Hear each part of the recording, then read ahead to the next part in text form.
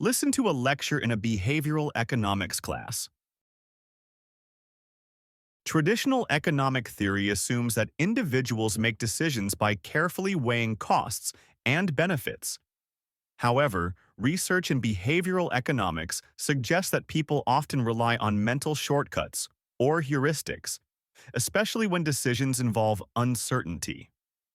These shortcuts can simplify complex choices, but they can also lead to systematic errors.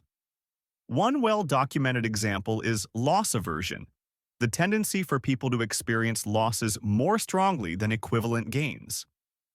In experiments, participants are often more reluctant to give up $20 than they are eager to gain the same amount.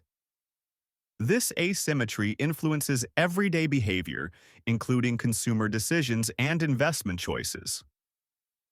Another important concept is anchoring. When people are exposed to an initial number, even an irrelevant one, it can influence subsequent judgments. For instance, in a study involving real estate agents, participants who were shown a higher listing price estimated higher property values overall, despite having access to the same objective information as others.